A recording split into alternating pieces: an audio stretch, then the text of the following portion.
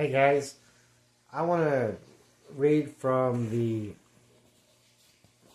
book of 1 Samuel, chapter 8, and I want to read verses 4 through 9 here.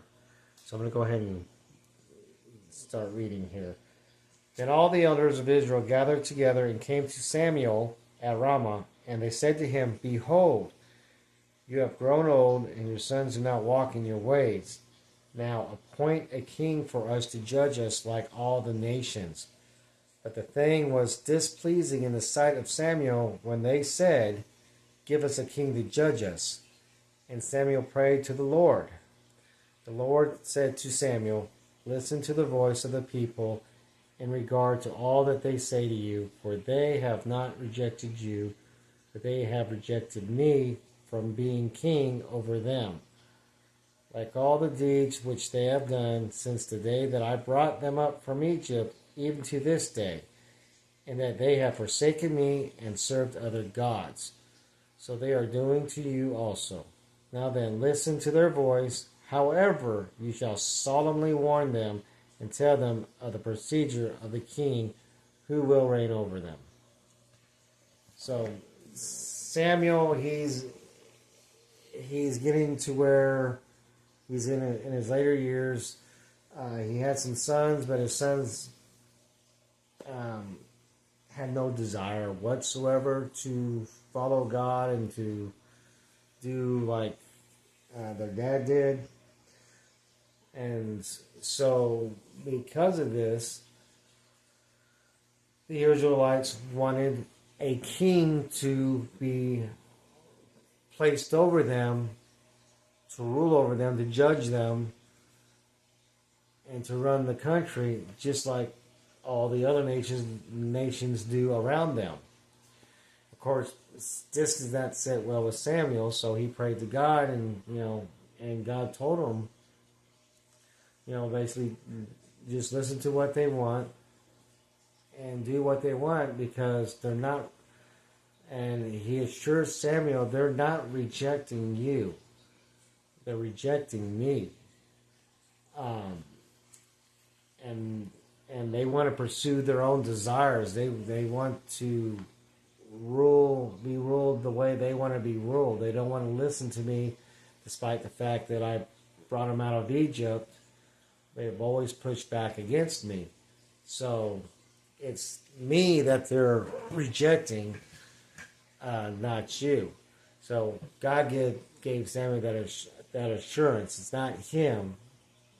It's God himself that they're rejecting.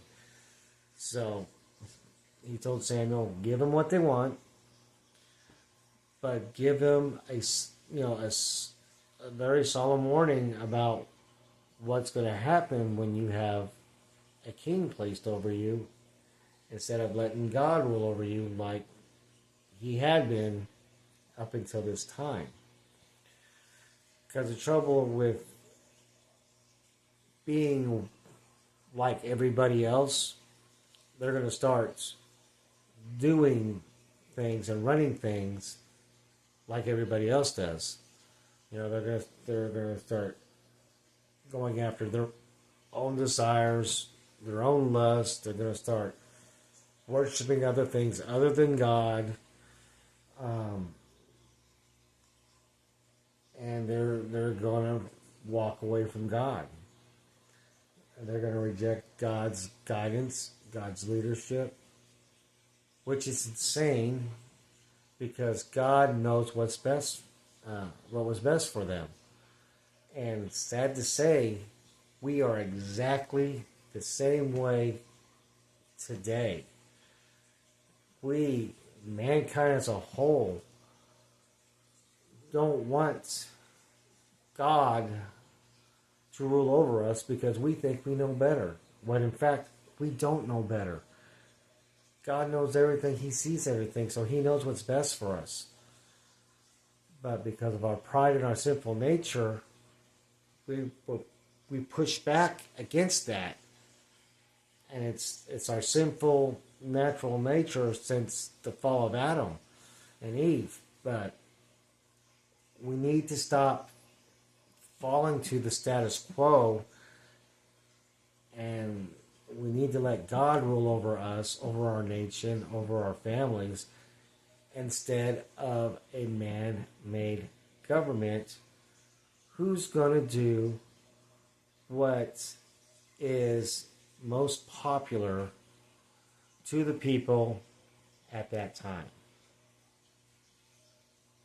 Pure and simple.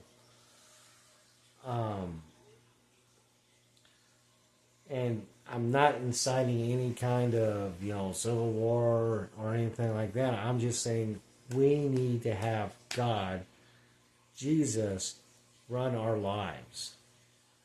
And so, also bear this in mind. If you are following God and doing what you're supposed to be through Jesus Christ and God, and you get rejected, or you get rebuked, or you get mocked, or you get made fun of, just remember, they're not attacking you.